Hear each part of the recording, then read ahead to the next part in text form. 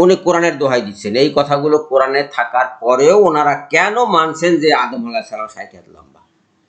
এই কথা তো এখানে বলা নাই কোরআনে। কোরআনের দোহাইটা উনি কেন দিচ্ছেন? এটা তো মিথ্যা কথা। এই মিথ্যা কথাগুলো আপনারা কেন শুনছেন?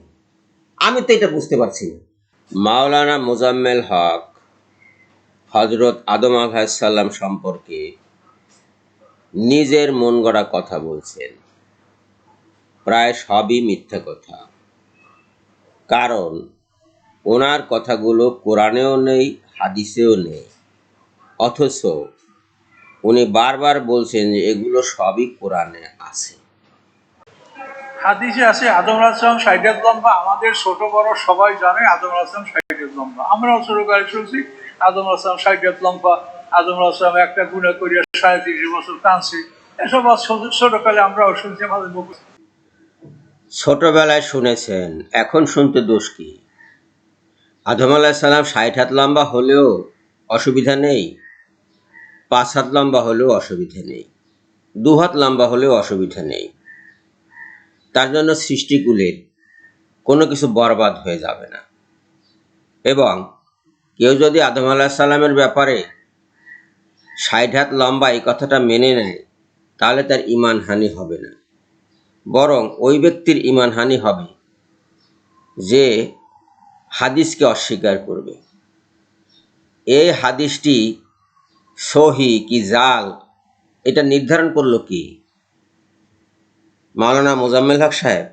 কিসের ভিত্তিতে? কেউ নাকে এখতিয়ার দিয়েছে। রাসূলুল্লাহ সাল্লাল্লাহু আলাইহি সাল্লাম এটা বলেছেন কি বলেননি সেটা উনি জানলেন কি করে? কেউ নাকে জানালো। এই প্রশ্নগুলোর জবাব যদি কারো কাছে থাকে সেটা আমাকে জানান কমেন্টে। এখন আমরা যখন বড় হয়েছি, আল্লাহ জ্ঞানের দরজা যখন আল্লাহ উন্মুক্ত করেছেন, তখন তো আমরা এগুলো দেখতে পাচ্ছি। ওনার ধারণা যে আল্লাহ এখন ওনার জন্য জ্ঞানের দরজা উন্মুক্ত করে দিয়েছেন, কিন্তু সন্দেহ তো থেকেই যায়। শয়তানের পাল্লায় পড়ার কারণে বয়স বাড়ার সাথে সাথে কারো জ্ঞানের দরজা তো বন্ধও হতে পারে। ওনার বেলায় কোনটা ঘটেছে? জ্ঞানের দরজা উন্মুক্ত হয়েছে নাকি জ্ঞানের দরজা বন্ধ হয়েছে? সেটা কে নির্ধারণ করবে?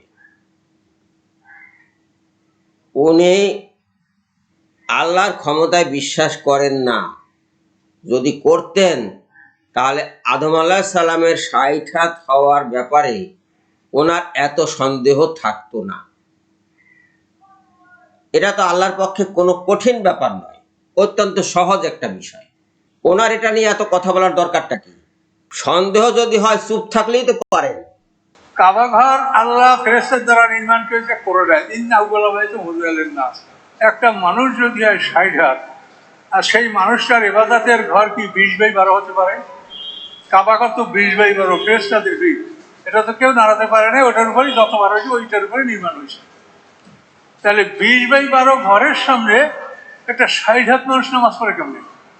সে যদি ঘরের সামনে দাঁড়ায় তো ঘরটা থাকবে তো হাঁটুর নিচে। তাহলে এই কথাগুলি কোরআনে থাকার পরেও আপনার আদম আলাইহিস সালাম ৬০ হাত, মোজাম্মেল সেটা মানে না। এখন আপনারা চিৎকার করে বলেন উনি হাদিস মানে না, কোনো আর কথা শোনা হবে না।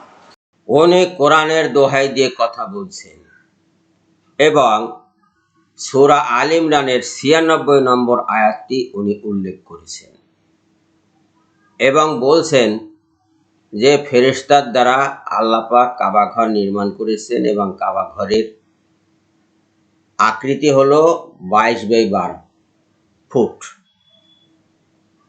কিন্তু এই কথাগুলো কি এই কোরআনের কোথাও আছে? এই যে এই আয়াতে আছে, আপনারা একটু দেখেন তো খুঁজে। নিঃসন্দেহে সর্বপ্রথম ঘর যা মানুষের জন্য নির্ধারিত হয়েছে সেটাই হচ্ছে এই ঘর, যা মক্কায় অবস্থিত। এখানে আছে বাক্কাতা, বাক্কাকে মক্কা দেখানো হচ্ছে। মক্কার অভ্যন্তরে সাফা এবং মারওয়া পর্বতের মাঝখানে যে জায়গাটা, সেই জায়গাটাকে বাক্কা বলা হয়, বাক্কা উপত্যকা। এই মক্কায় অবস্থিত এবং সারা জাহানের মানুষের জন্য হেদায়েত ও বরকতময়। এইখানে কি কোথাও বলা হয়েছে যে আল্লাহ পাক এই কাবা ঘর ফেরেশতার দ্বারা নির্মাণ করেছেন? বলা হয়নি। উনি বলছেন। কোথায় পেয়েছেন? হাদিসে আছে। উনি হাদিস কিন্তু মানছেন, মানে এক জায়গায় হাদিস মানছেন, অন্য জায়গায় মানছেন না। ওনার মাথায় যেখানে খটকা লেগেছে সেখানে উনি বেঁকে বসেছেন, আর যেটা ওনার ধারণার সাথে মিলছে সেটা উনি গ্রহণ করছেন। তারপরে এইখানে কি কোথাও বলা আছে যে কাবা ঘর 20 ফুট বাই 12 ফুট? বলা হয়েছে কোথাও? এখানে দেখেন আপনারা। উনি কোরআনের দোহাই দিচ্ছেন। এই কথাগুলো কোরআনে থাকার পরেও ওনারা কেন মানছেন যে আদম আলাইহিস সালাম 60 হাত লম্বা? এই কথা তো এখানে বলা নাই কোরআনে। কোরআনের দোহাইটা উনি কেন দিচ্ছেন? এটা তো মিথ্যা কথা। এই মিথ্যা কথাগুলো আপনারা কেন শুনছেন? আমি তো এটা বুঝতে পারছি না। এখনকার কাবা 20 ফুট বাই 22 ফুট হতে পারে, আমি মেপে দেখিনি, হতে পারে। কিন্তু আদম আলাইহিস সালামের সময়ের কাবা ঘর 20 ফুট বাই 22 ফুট ছিল, এই কথা উনি কোথায় পেয়েছেন? এই কথা তো কোরআনের কোথাও বলা হয় নাই, হাদিসেও বলা হয় নাই। গেল 1 নম্বর কথা। 2 নম্বর কথা হলো, একটা মানুষ 60 হাত লম্বা হলে 20 ফুট বাই 12 ফুট ঘরের সামনে দাঁড়িয়ে উনি সালাত আদায় করতে পারবেন না, কিংবা এটাকে তাওয়াফ করতে পারবেন না, এই কথা কোথায় বলা হয়েছে? এটা উনি কোথায় পেলেন? মানুষ তাওয়াফ করে, একটা পাথরকেও তো তাওয়াফ করতে পারে, সে পাথরটা 1 ফুট উঁচাও হতে পারে। হিন্দুরা বিবাহের সময় আগুনের চারপাশে তাওয়াফ করে, তারা বলে 7 পাক ঘোরা। আগুনটা কতটুকু উঁচা হয়? ওনাদের হাঁটুর সমান। যারা ঘোরে তাদের হাঁটুর সমান। হিন্দুরা যে সমস্ত মূর্তির পূজা করে তার অধিকাংশই মূর্তি তাদের নিজেদের চেয়ে খাটো, বিশেষ করে শিবলিঙ্গের মূর্তি। আমি জানি যে হিন্দুদের প্রসঙ্গ এখানে টেনে আনাতে আপনারা এই বিষয়টা পছন্দ করছেন না, কিন্তু এটা তো মানুষের ট্র্যাডিশন। এবাদত ওরকমই হয়ে থাকে।